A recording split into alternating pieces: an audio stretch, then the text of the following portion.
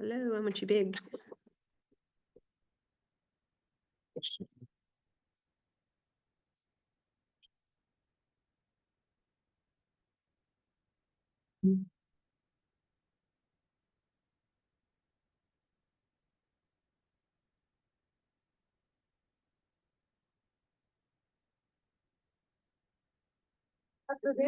You today's? Yes.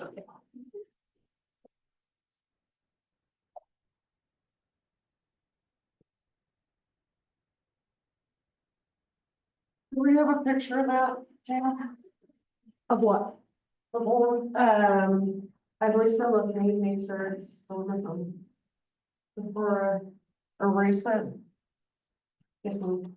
I didn't know if you wanted a copy of it, I think we've already kind of implemented it, so I think so too, so. I don't know that you need it. We I have it. just don't want to get rid of it and you go, oh, what did you do?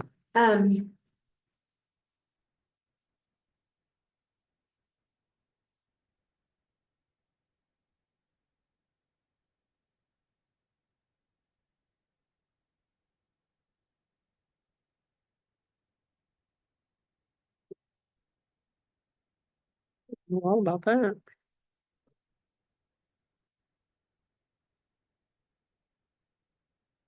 I have it shared to where you could just, if you need to go into the internet, you can. Yeah, I think that's what we just talked about. Fine, it'll be up here on the board. Got it.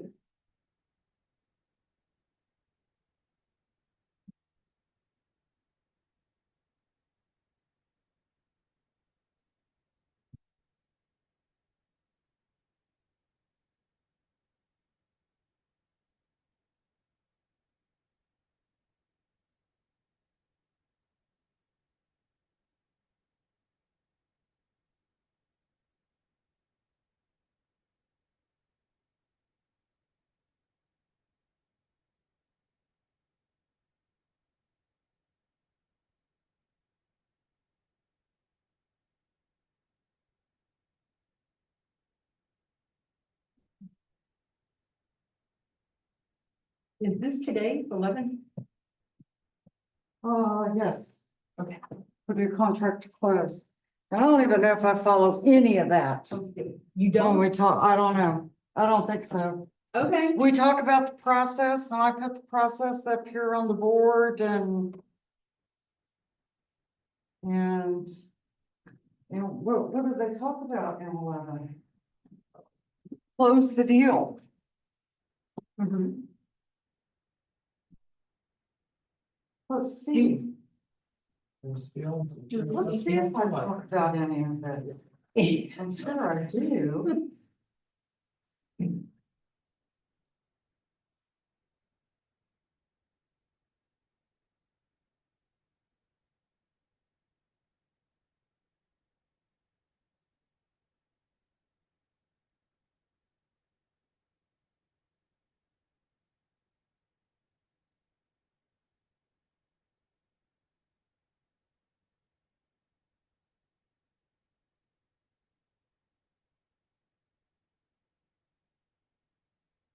Okay, I do cover it.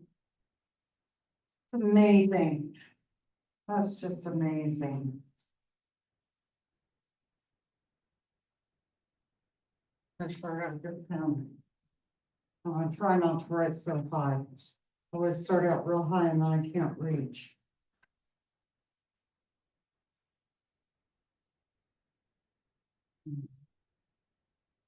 And that'll come out.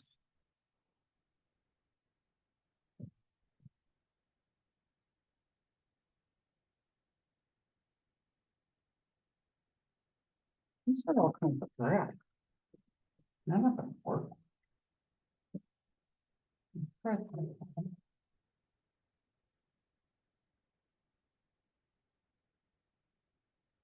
Ooh, that's bad. See how straight of the line I can do. Oh, I went up, didn't I? Yeah, I thought that was the way you wanted it. We're supposed to be going up and up and up. Yeah. That would be higher than the beginning start. Yeah, I don't wanna go higher. Because then I have to do this.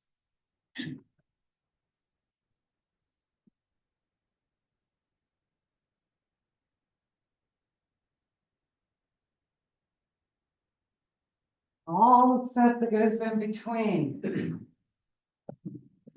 This time. To this time,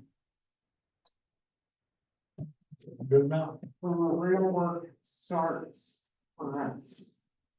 Everybody always thinks we just go out and look at properties and that's all we do and then all of a sudden we get an accepted offer. And that's when the real work starts. We have to make sure that everything is met and we meet all the deadlines and the timelines that go along with, what's in the contract. So, and by the time I get done with this, it'll all be marked up.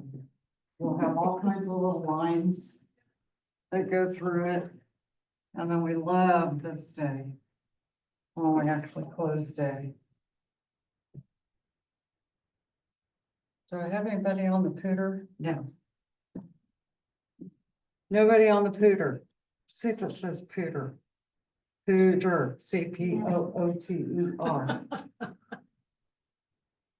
Sunset. Oh, that's funny.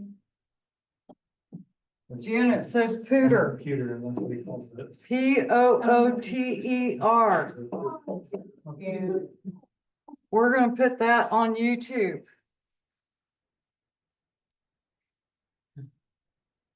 Well, you know how they do an advertisement, they make mistakes so people will notice it, that's how they Oh, yeah. get noticed. Pooter? Whatever, Yeah. different than what it normally is. Everybody goes, wow, that's different. Good one. My husband is a southern boy, Like how southern? like, down by Justin, Florida. Oh, I'm on the other side, St. Augustine. So he's a southern boy who had, I guess I could say kin, that was from Alabama. Oh, And just so you guys know, both my parents were from Germany. So accents are kind of a thing with me. And my husband, he pronounces words just a little bit different than the normal English language. And I have fun with it. So you'll hear me repeat the way that he says something. Yesterday it was coon. So I thought a raccoon from that coon. And we put that on the. Everybody can hear me talk like that. Okay, so we're gonna talk about contract close. Hello, Tiffany, how are you? You muted. So we've got an offer. We're either on the sales side or the buy side. We're gonna do the buy side because the buy side is way more,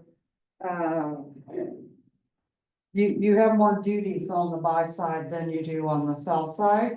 oh, I Yeah. thought the buyer side was easier. Huh?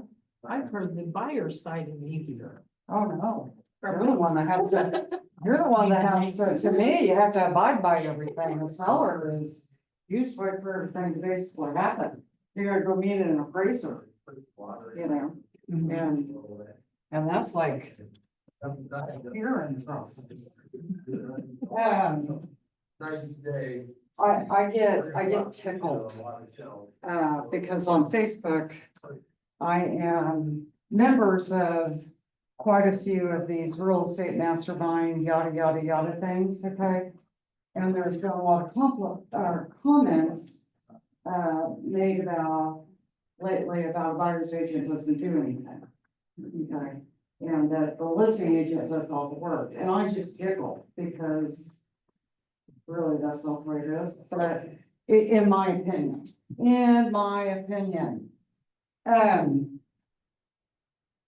so we negotiated the contract, you as the buyer's agent. We have an accepted contract. Okay, and, date of acceptance, you'll need to know that date. And date of acceptance is the last date that either the buyer or the seller signed. We have a deal, okay? So it's not the date of the initial offer, which normally the buyer would sign. We may counter back and forth. It may take the seller 3 or 4 days to actually accept the offer and sign off on the offer, or we're countering back and forth. So when the last individual signs, that we actually have an offer, that is your acceptance date, and you will need to know that date. Okay, because from that date, all the timelines start.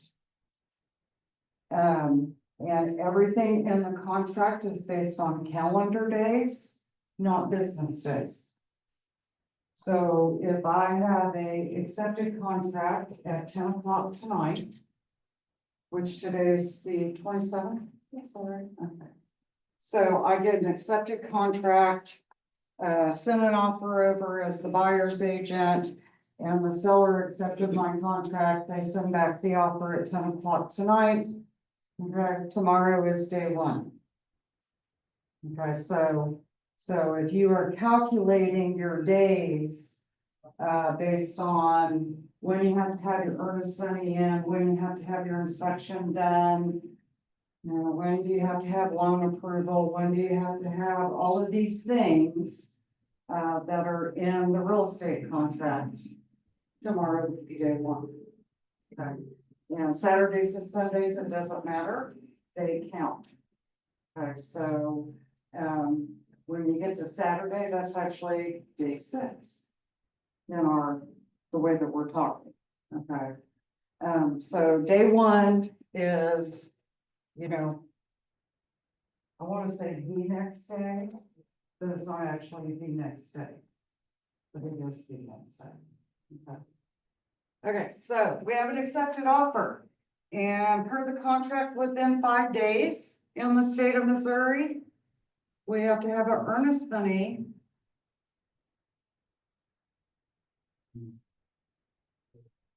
deposited with the title company.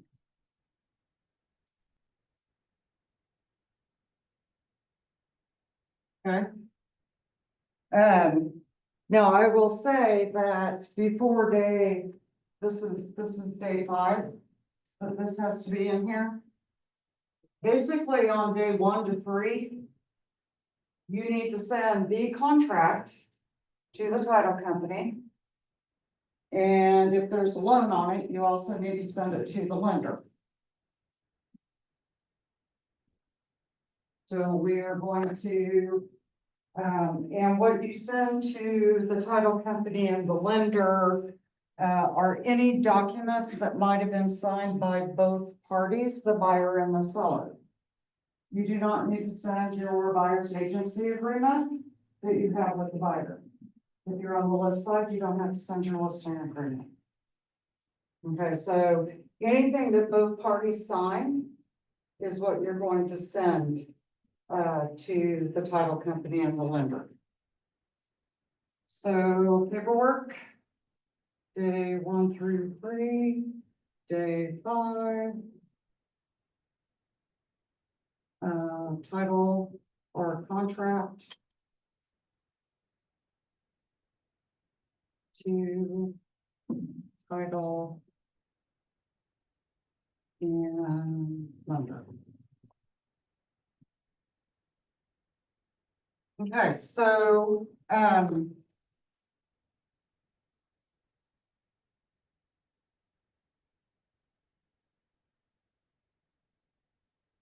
in the contract, the other big thing is, one of the things is a property data.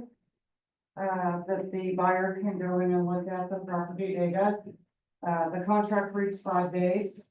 So you're also, gonna have on day 5, the property data.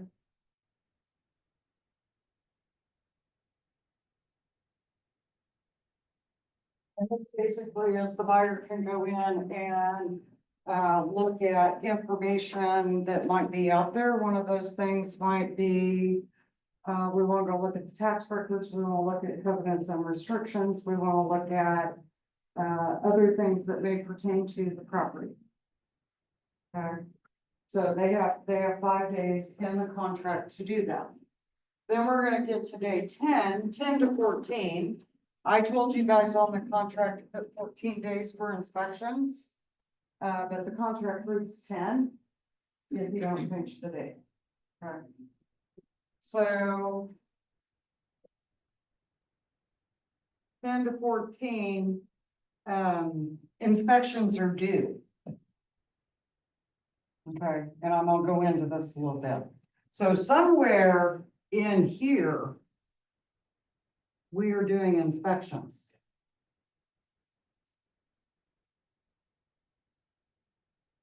And the thing about inspections is, if you say that you have 10 days, that 10 days means that you have to provide the inspection notice to the listing agent. Meaning, what do we want to be repaired? What kind of credit do we want back? Or are we gonna take the property as is? Okay, so don't wait till day 10 to do an inspection. Because if you wait till day 10 and it takes the inspector 2 days to get it back, you're now on day 12. And if you do not ask for anything within the inspection period, you're not asking for anything. Okay, once that inspection period is over, it's over. Okay, so as a listing agent, you may sit back and go,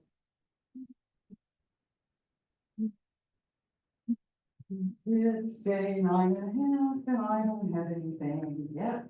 And they haven't called me and they haven't scheduled an inspection. Okay. So day 10 rolls around and then the contract says 10 days. The buyer's agent is SOL.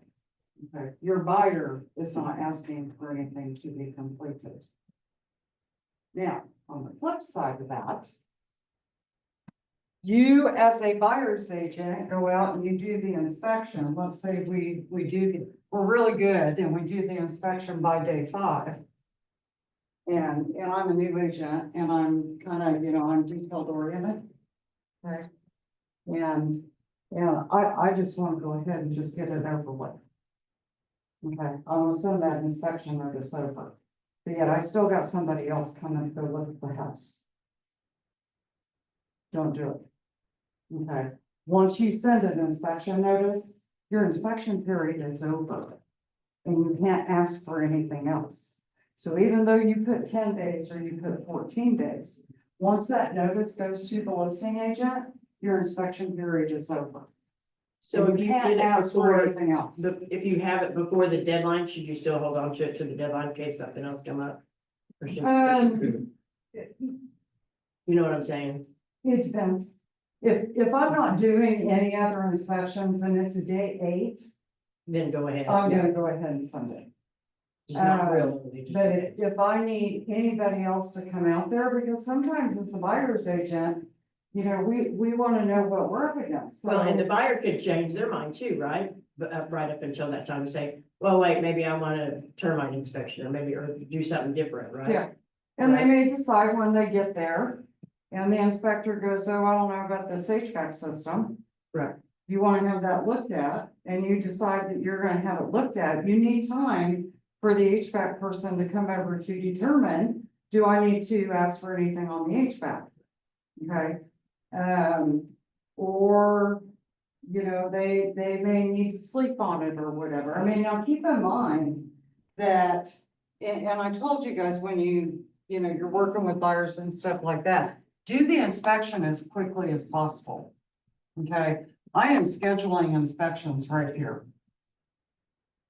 And I am getting the inspector out there as quickly as I can. Okay, because the inspector's gonna come inspect the house. It's gonna take 2 to 3 hours to go through the house, and then he's gonna have to go home and do a report. Okay, so if you're waiting. To schedule your inspection, you also have to allow everybody time to do their job. Okay, and then once you get the inspection report back, then you gotta get with your buyers. And you guys gotta figure out, well, what are we asking for, what are we doing? And you may need a day or two. Okay, to do that, so you can see that 10 days can quickly go. To nothing, okay, so inspections are very, very important. And making sure that we get with our buyer. And we talk about what are the things that we want to do we want to, they may say, well, instead of asking them to fix all that stuff, let's just go ahead and ask for a credit. Well, I gotta know how much of a credit to ask for, so I might have to get somebody out there to take a look at it to give me a quote. Okay, so just be aware of your timing on that. Okay, so that's why I always ask for 14 days, because there's weekends. And remember holidays and stuff like that, okay. Okay, so we're gonna do inspections, this is day 10. This is day 14, the inspection notice.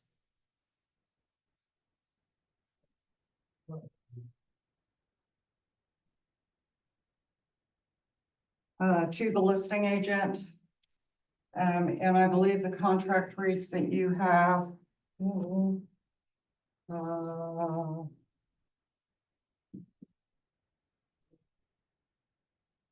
10 days, 5 days. Fine. To reconcile or to negotiate, fine. For sure. So we're at day 15 through 19. And we have to resolve, I forgot what that word was called, what Deb called it, but. For what you guys were talking about, inspections. where you, agree on it or whatever. Yeah, we up in Kansas City, we called them unacceptables. Yeah. Okay, so the inspection notice, she lists out all the unacceptables, and then you have 5 days to resolve what we're going to do. Okay, and there are gonna be times where, I'm gonna caution you a little bit. So remember that inspectors are there to find something wrong with the house. That is their job. And, as perfect as the house can be, they're gonna find something. Okay, and I want you to also know that you're going to need to coach your buyers. That not everything in here we're gonna ask for necessarily. Okay, to be fixed. There may be certain things that, we're not necessarily gonna worry about. But I will say that anything that had to do with safety, health, or environmental, those were always my top 3 things. On at what I asked for. No ifs, ands, or buts. Okay, so, those are the top things that we want to ask for, but. We also need to keep in mind that as a buyer, they need to be reasonable. Do not put the expectation in your buyer's head that the seller is going to fix everything in the property. Okay, sometimes there are certain things that we overlook. Or not necessarily overlook, we are made aware of. And also I will say that sometimes the inspections, the unacceptables are harder to negotiate than the actual deal. Because now everybody's emotions have calmed down. Okay, the adrenaline is not there anymore. We got a couple of days that went by. And they know you as, want it, huh? they know the buyer wants it. Well, yeah, they know the buyer wants it, but the seller can also get emotional about things in the house, okay? And I'll give you a small example. When Steve and I bought the house that we're in currently, the attic fan didn't work. And, we had we met with, the sellers of the property. And as we were talking to the sellers of the property I made a comment that we were going to replace the stove. And we also talked about the attic fan not working. Okay, and he proceeded to tell me, no, I'm not asking him to replace the stove. We're gonna replace the stove. We're gonna spend money to replace the stove. We're actually going to tear out the kitchen and put in a whole new kitchen. And the stove was a 1978 stove. I'm sorry, my standards are just a little bit higher than that. But I proceeded to tell him that we were gonna replace the stove, and he told me that I didn't need to replace the stove Worked perfectly fine. because it worked perfectly fine. You probably cooked in it all the time. And then we got to the attic fan, and he proceeded to tell me that there was no need for him to fix the attic fan because I was never gonna use it. Right, I love that one. Okay. So sometimes he did fix the attic. He also Did you ever use it? the attic fan one time. And we've done there some years. But at least you know it works, right? Exactly. If I need to turn it on and Right. I'm about to burn the house down and the house is full of smoke, that's why I used it. Cause the smoke detector went off, I was cooking something, I don't know what it was. It's not good cooking unless the smoke detector goes off, right? Isn't that true? Sometimes. So I did use it one time. But sometimes sellers get in there, well, they don't need to fix that, or they don't, so. You do need to keep that in mind. That's why sometimes it's harder to negotiate the inspection. Unacceptables than it is to actually do, the offer on the house. Now, I will caution you on as is, addendums. I want you to be careful with as is addendums. If you are going to do an as is addendum, please don't waive your buyer's right to do an inspection. They have every right to do an inspection, whether they ask for anything or not, is a whole different ballgame. I never recommend that you say that, you are going to, you have the right to do an inspection, but you can't cancel the contract if something comes up. Okay. So I'm not one to, I don't like as is. Unless you're working with a investor who is gonna flip the house and you know what you're gonna do and it doesn't matter what comes up, okay? I think every buyer has the right to do an inspection, and this is my opinion. Not everybody would necessarily agree with me. But I don't think that, if you are a buyer's agent, that you want to give up your right for your buyer to be able to negotiate problems that may show up in the house. If it involves an investor that's flipping the house, does it really need to be inspected? A lot of times they will do it on their own, but we still want to go through the house. Okay. And I do recommend, it depends on the investor. But if the investor says, no, I don't want to do the inspection because I'm flipping it, doesn't matter. Yeah, then What they're do I gonna say? sign a for your protection. When I write the contract or whatever for your protection, I advised you to get an inspection. Okay. So. Do you write that do down wanna in be- the other? Hmm? Do you write that down in the contract in the other, Hmm. in another spot? Where you? No, there's a FHA form, a government form that says, give an inspection or for your protection, get an So inspection. we print that out. I print that out and I make them sign it. Before that form came out, I used to have a Word document that I would type up and make them sign. Okay, so, you don't want to get in a court of law and something comes up in the house, they didn't do an inspection and they decide to sue you. And if you don't have that piece of paper that says, I told you, it's all hearsay. She said, he said. Okay, well, you didn't tell me I did an inspection. Yes, I did, you know, he said, she said, so I am one to CYA. And I get that piece of paper that says, I told you to get an inspection. Okay. And I will say, if I'm working with a flipper, I used to do a lot of flippers. That was like my niche. If you're working with a experienced flipper and this is their first house or whatever, no, we're getting an inspection. Say that one more time. We're getting an inspection. No, they're inexperienced. If they're inexperienced. If it's the first one. If I know this guy has done, we've done 5 or 6 or 7 or 8 flips together, you know, I know that you know what we're getting into, and when we went through the house, we went through the house. Okay, so there's a lot of things that, you know, experienced flippers will look for certain things. And some of them will go ahead and do an inspection, on the property, just to do it. Okay. Okay, I'm gonna circle back here. So remember that inspectors are there to do, they're there to find things wrong with the house.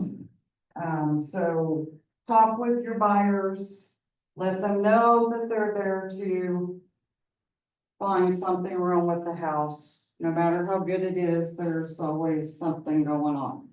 Okay? Also consult with them on, you know, we may not ask for everything. You will get the inspection report back. You will go through the inspection report. There's usually a summary report. Go there first. But do kind of read through or skim through the entire report. The report will go to your buyer. Let your buyer review it. And then, I always went in and made up the list of the, safety, health, and environmental things that may need to be looked at.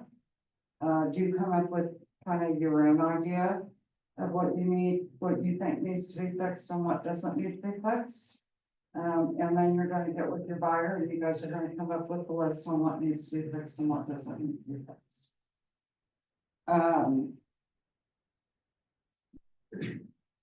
Yeah. Okay, so I like yours, those 3, but also what about the more expensive things? Well, we're gonna look at those, but the bottom To me, line, that would be what do you mean by the more expensive? things that cost more money than, say, painting the walls. Or something like Well, that. painting a wall is cosmetic. And you don't ask for painting a wall. Anything cosmetic is not Okay, an inspection item. I mean, if an HVAC system comes up, I'm gonna ask for it to be repaired or replaced. If a roof issue comes up, the one thing you do wanna call the listing agent on is if he comes back and he says, oh, we got a roof issue going on here. I do usually go ahead and call the listing agent, have the listing agent get with the seller so that they can call their insurance company. Let's get an adjuster out there. You know, let's get my buyer a new roof for a $2,000 deductible. At least have the adjuster go out there and do that. A lot of properties down here, you have a lot of out of town people that own property. And, you know, you're not paying attention to the weather, so you have no idea. On May 14th of 2021, that we had a major hailstorm. Okay, so they have no idea that their roof is kaput. Because they weren't here, they never called the insurance adjuster. I can tell you back in what year was it? 2012 or 2014, up in Kansas City, every house I sold got new roof. Every house I sold got new roof. And if they weren't getting. And it was covered on they were insurance? Close, they had already gotten a new roof. Because every house except for mine in the Kansas City area got a new roof. Because Yeah, it did the steel wool thing, you know, to burn my house. And I had a 20-year-old wood roof, Man. and they're expensive to replace. Yeah, So anyway, if the insurance guy comes out, or not the insurance, the inspector says, hey, this roof has got some issues going on along with siding. You know, we have a lot of vinyl siding down here. So in a hailstorm can ruin vinyl siding, so you do need to, if we need gutters, siding, roof. Sometimes those things, we can go ahead and get the insurance adjuster out there. The seller pays their deductible, your client gets a new roof. Okay, that makes sense? What else comes up on those? So safety, environmental health, those are non-negotiables. You're gonna sit down, you're gonna talk to them, you guys are gonna go through what needs to be looked at, what doesn't need to be looked at. You are going to write up your inspection, notice. When you write up your inspection notice, normally we're going to repair or replace, repair/replace. So we're gonna give them an opportunity to repair it, or we want it replaced. Okay, by a professional. So. We don't want the owner to decide that they're gonna go replace the roof. We don't want the owner to go in and decide they're gonna replace the deck. Okay, we want it up to code, we want it done by a professional person. So you do wanna do that. When your sellers do repairs, they do need to keep the receipts, and we will provide them to the buyer's agent. Okay. So we're gonna write up the inspection notice, we're gonna send that over within the time frame that we've had.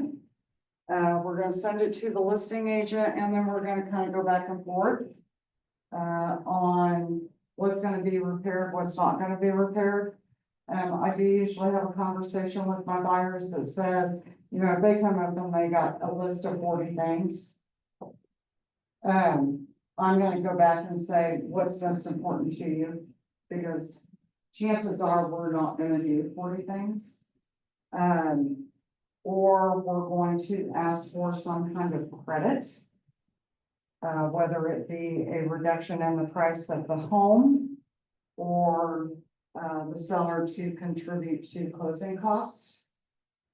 Do keep in mind though, that if you're on the buyer side and you're closing, if you need, before you ask for more closing costs, you need to find out, are you maxed out on what you've asked for the lender to do in closing costs? Okay, so normally it's no more than 3% of the purchase price. So if you have a $300,000 loan or purchase and you're asking for the seller to pay $9,000 in closing costs, you are maxed. You will have to go do something else with the purchase price of the property, because you're maxed out on what you can apply to the closing costs. So always factor that in. Yes. So when you do an offer and you ask for closing costs, you keep that in mind, that you can't go basically above 3% of the purchase price. Because a lot of people will go in and just up the closing costs versus changing the purchase price. Because when you change the purchase price, you get back into disclosure with the lender, because the numbers have now changed. So the Frank Dodd report or law that went into effect changed how the lenders have to disclose things.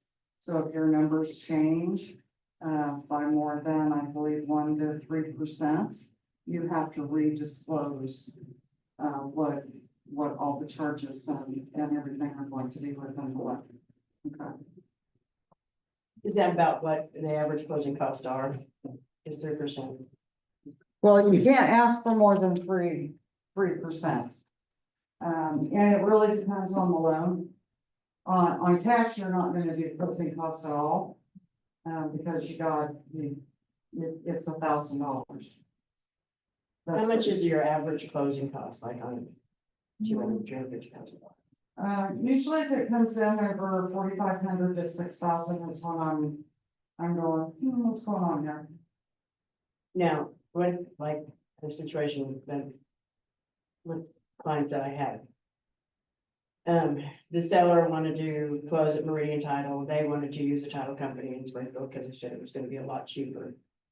Do you, is that, I mean, do you, shopping around for a title company, is that a noteworthy thing to do? Is there a big difference in prices? Oh, yeah, there can be.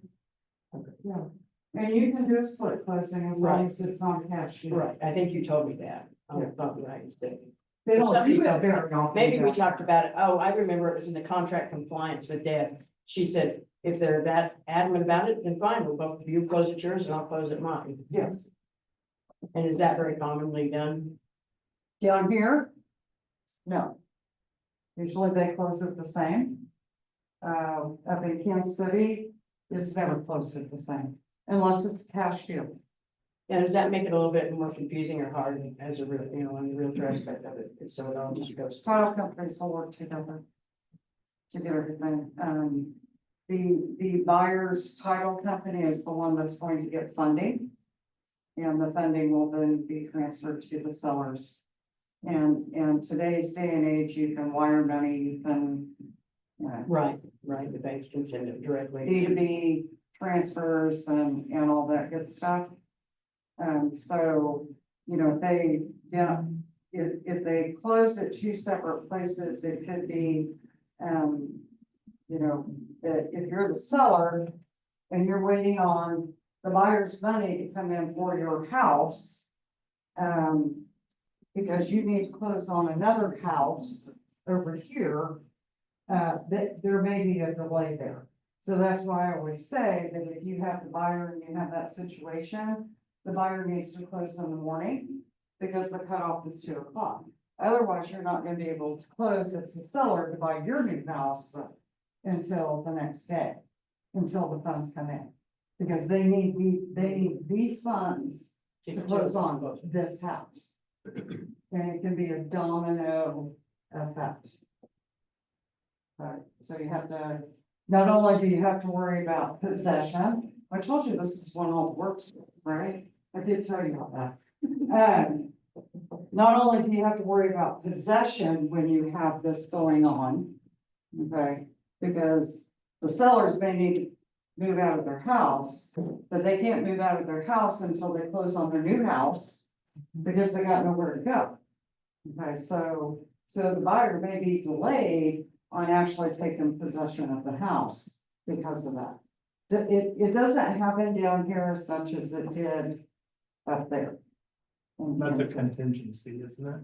Huh? That falls under contingency. Isn't that kind of what that is? Well, the closing part of it, it's not necessarily, it's not a contingency.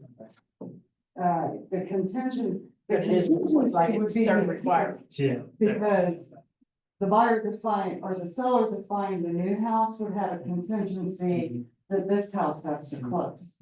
Okay, but the buyer may not have a contingency unless he's got a house, he's got to close. Yeah. In order to buy that house. Okay. Okay, and, one time. Well, on track. One time I had a buyer. Over here. And I had a listing. Over here, okay? And the buyer that I had. I don't know if I can even write this up anymore. Okay, so the buyer that I had.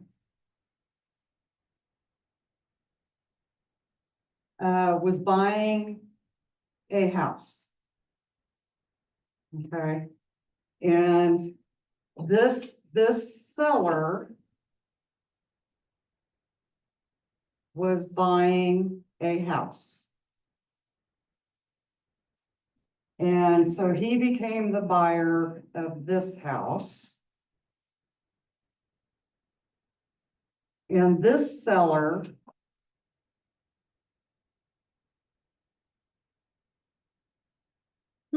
was buying my listing.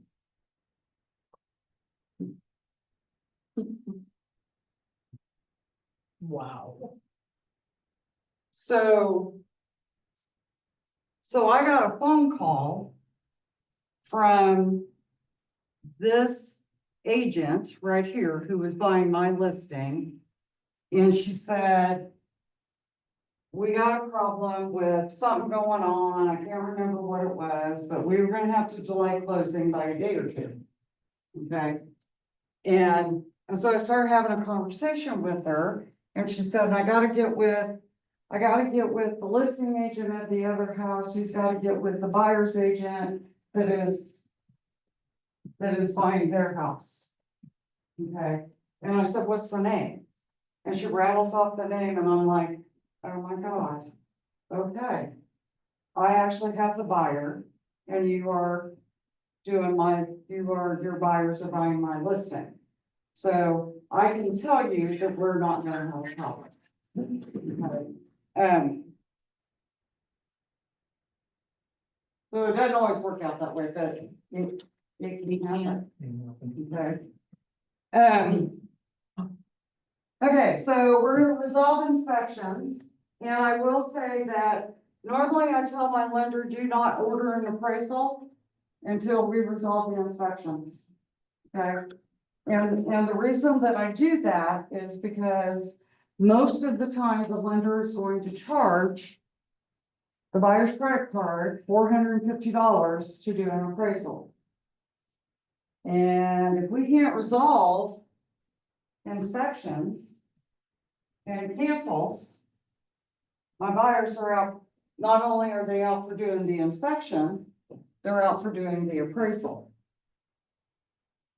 So I always tell the lender, you hold off on ordering your appraisal until I resolve the inspections. Okay, because if I gotta cancel right here, they're already out $300 to $400 for the inspection.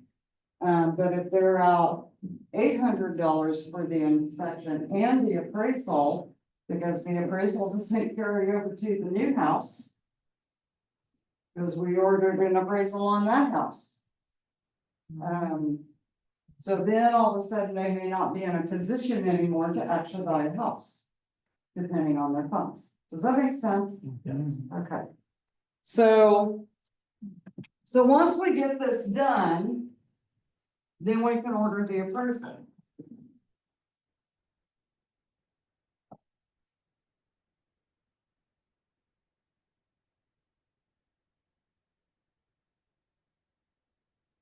Who's texting me? Oh, all kinds of people.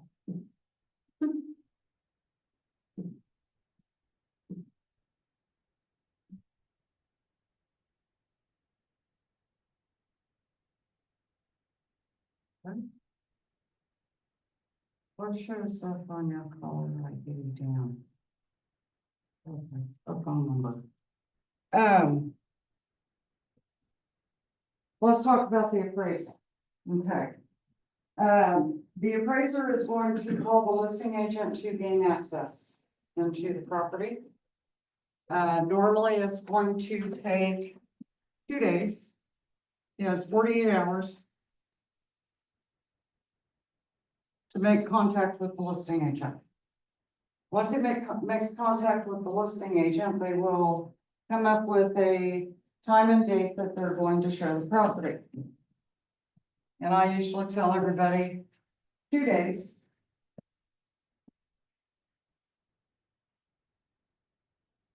Or,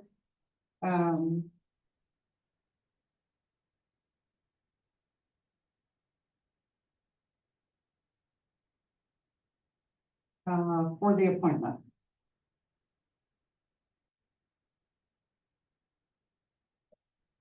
And he's gonna go, and sometimes they can take longer.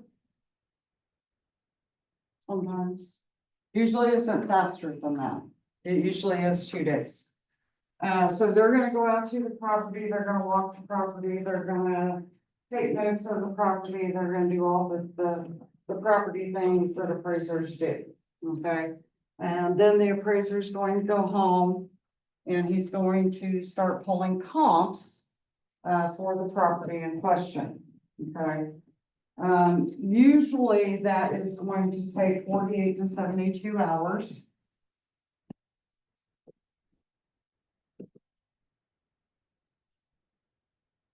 For that to be resubmitted to the lender. Now keep in mind that not all appraisers are created equal. Just like I told you, not all real estate agents are created equal. And it's like a pool thing. So, was it the Barney Frank timeframe too, Barney, the Frank dog? So the lender orders it. And they go into a portal. And they order it through the portal.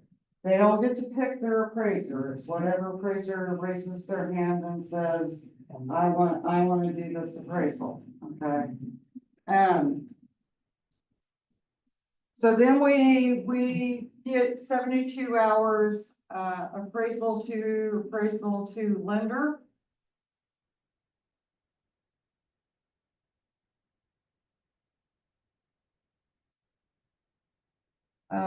The lender can they usually go through that within 48 hours, so 2 days.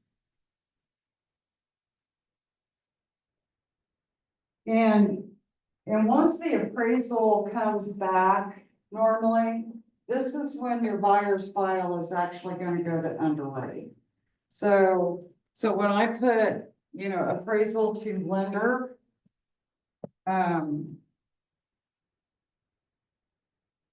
this is basically when underwriting goes on.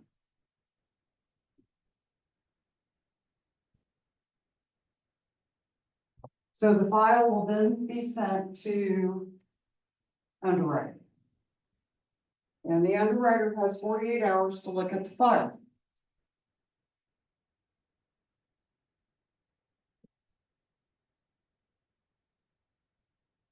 And normally, you will come back with stipulations.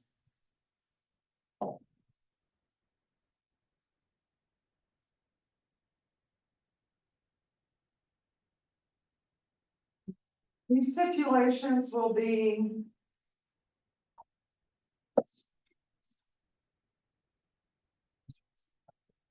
a common stipulation is if they're married, they're gonna have to provide a copy of the marriage license.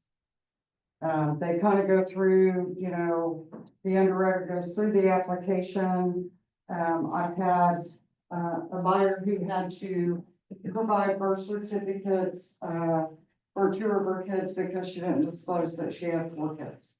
She only disclosed that she had 2 kids. If your buyer is buying something and it's going into a trust, the mortgage company wants a copy of the trust. No, not just the 3 pages that said they're in control. They want the entire 4-inch binder of the trust. I say that from experience. They may need updated pay stubs. They may need some kind of letter of an explanation that says that yes, the wife was a deadbeat wife, but then we got married and now she's not a deadbeat wife anymore. And I make sure that she pays the bills on time. My husband had wrote a letter.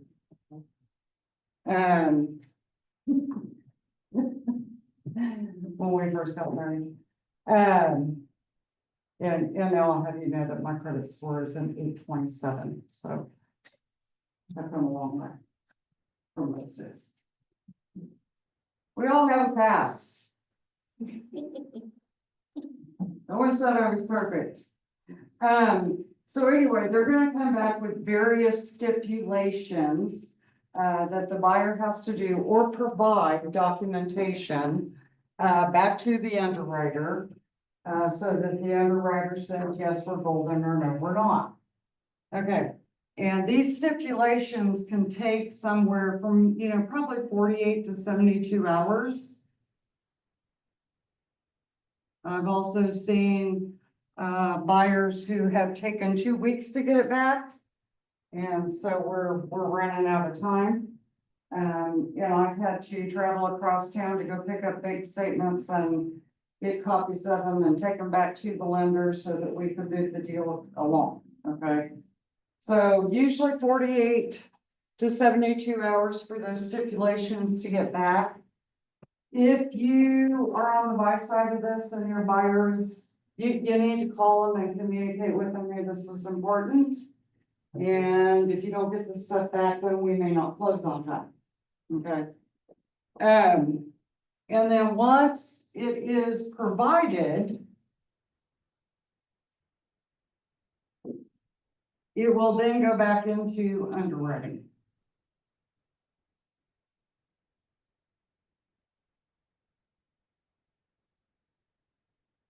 And this is usually 24 to 48 hours.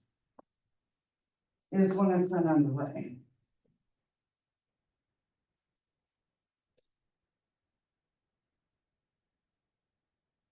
And it'll come back out of underwriting and we get to hear the three best words that you can ever hear in real estate. Three best words. Anybody guess what they are? The loan's approved, Huh? the loan's approved, we're ready to close. Clear to close. Clear to close, yeah. We are clear to close. If they don't come back with more stipulations.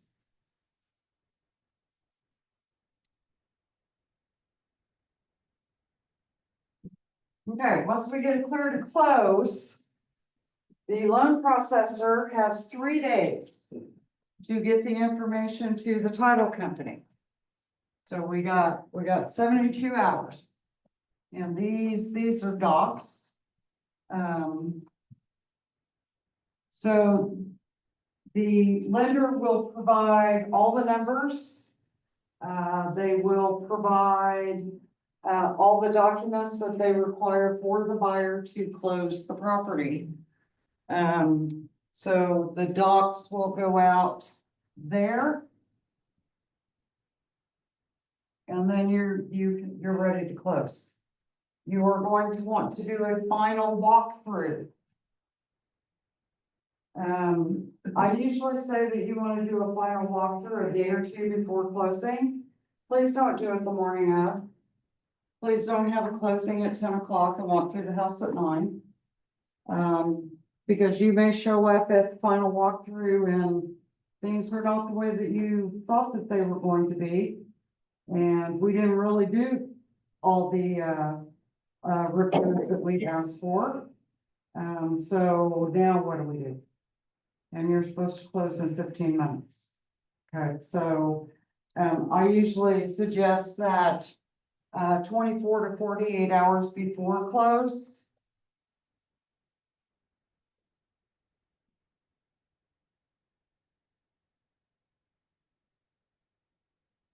Is when you want to do the final walkthrough.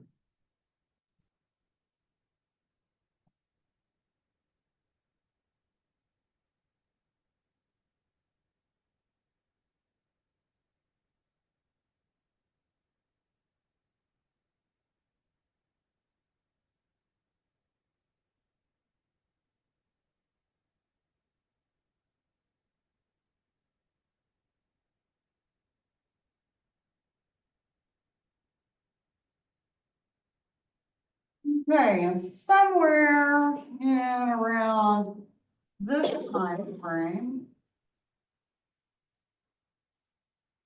you will want to have your buyer get homeowners insurance.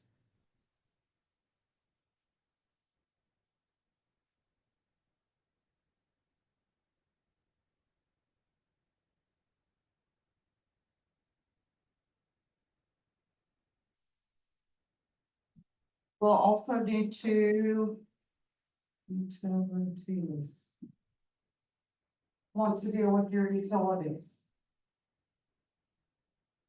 Now, if you're on the listing side, you don't have the utilities turned off. I usually tell everybody do it the day after closing.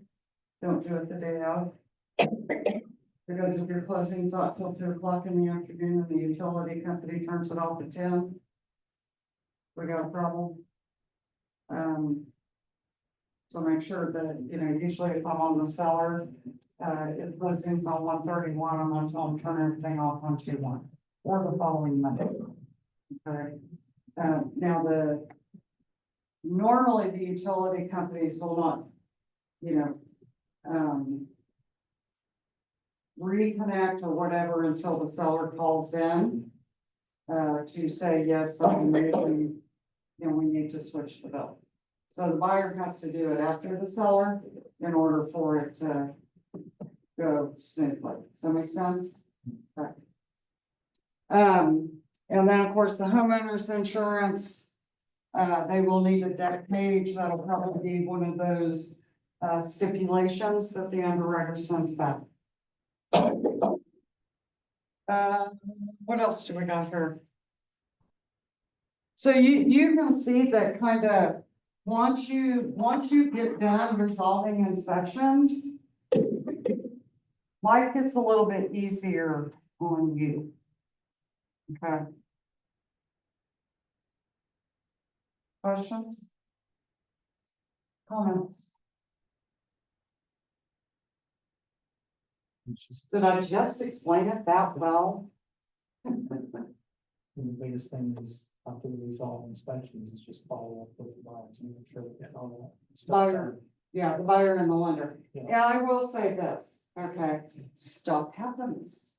Mhm. Stuff happens. When I say not all appraisers are created equal, not all inspectors are created equal, not all lenders are created equal either, okay?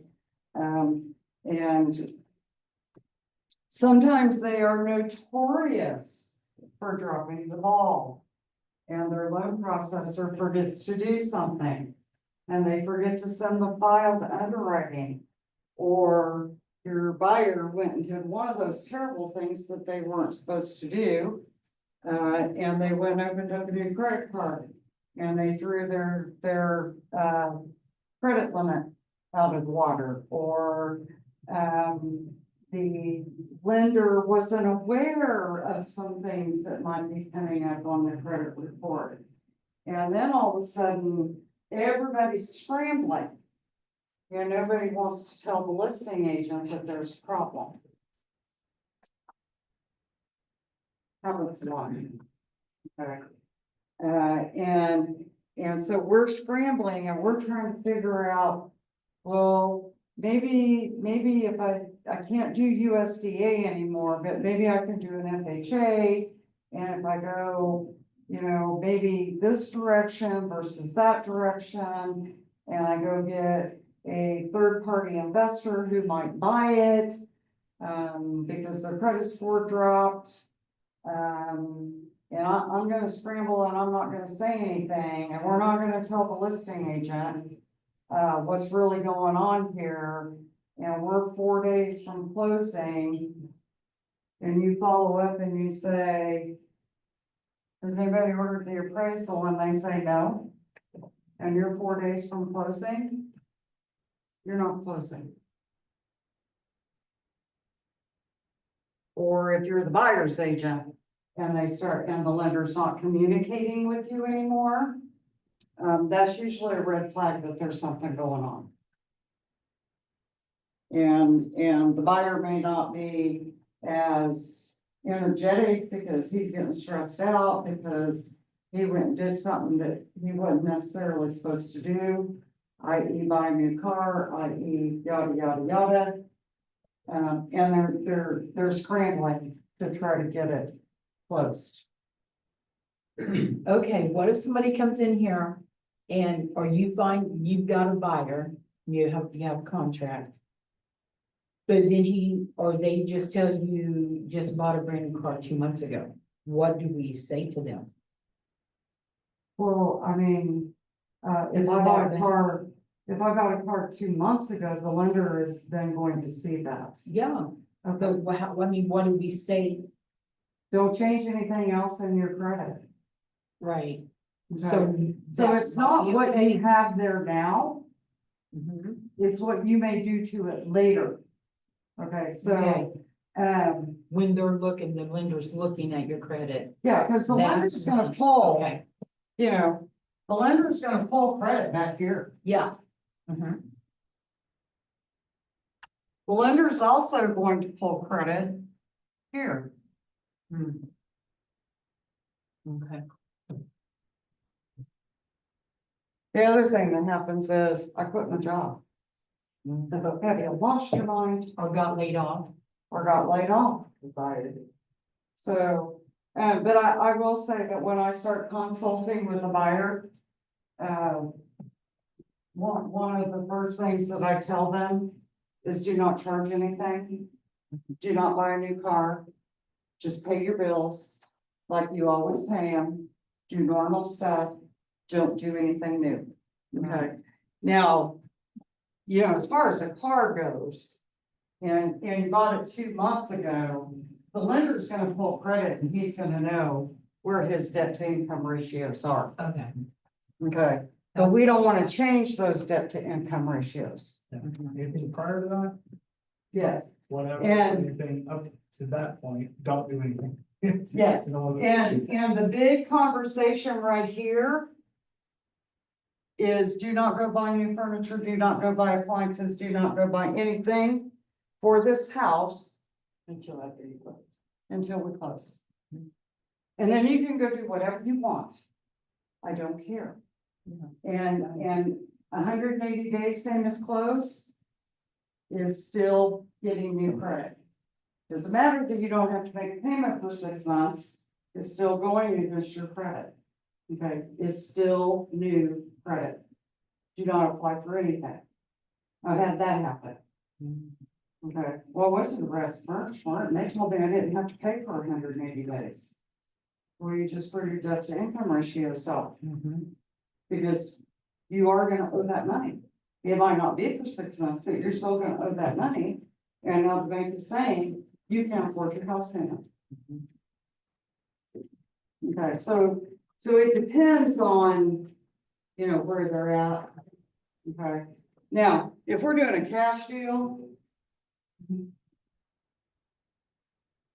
Credit doesn't matter. most of this does not matter.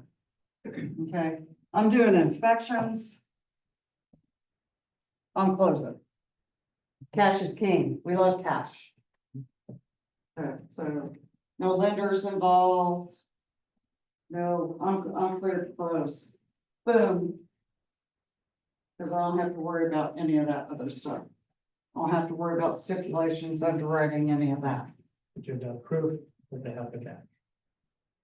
But we have to have proof that they have to have the cash. Yes. Don't we give? Because we don't wanna be in that situation. Yeah. You don't wanna get up to close and go, oh, just kidding. Yeah, so they need to go to their bank and get proof of, funds, right? Well, normally you'll have a statement. You'll get a bank statement. Or some kind of financial statement. We don't have to go to the bank. Okay, I mean, I get statements every month. so that can be used. It doesn't Yeah. have, you don't have to get it from the bank directly. Well, no, because it's gonna have the bank, then it's gonna have the balance and Mhm. we're gonna Okay. black out the. I didn't know if it was lawful or not. I mean, I know it's lawful for them to send it to us, but I didn't know that we could use it for cash things. I thought, like Joyce, my cash buyer, You know, back in August. Heather said that she needed to call the bank and get a letter of funds from the bank with the title on it. Yeah. But she didn't say anything about a month, so a monthly statement would work? Okay, and I don't have to have it in my bank. I can have it in my mutual fund. I can have it okay, in stocks. I can have it I could have it, you know, As long as it Okay. covers the purchase of the house, that's just has to be proof of funds that covers Yeah. things. and, you know, I may have statements that have. More than, you know, I've got like 8 or 9 different statements that I get every month, and I'm just gonna go. Pick the one statement that covers the amount that I need to cover. I'm not gonna necessarily give it all to them, I'm just Yeah. gonna give them. That was my next You only need question. to know that I got this account. Yeah, Don't worry about all these other ones. Yeah. Okay, and it may be more than one account. Mhm. Okay, so I may have 4 $50,000 accounts, and I'm buying a $200,000 house. And so I'm gonna send statements from all 4 institutions. Okay, but it can't be money that I got in a mattress. Well, you may show up with it, but you better be able to show that you got money somewhere else. Okay, Yeah. and we're not gonna go in and take a picture. That's not gonna work either. I'm being sarcastic now. Okay, so questions? Comments? Oh, that's short and sweet. That's awesome, that's great.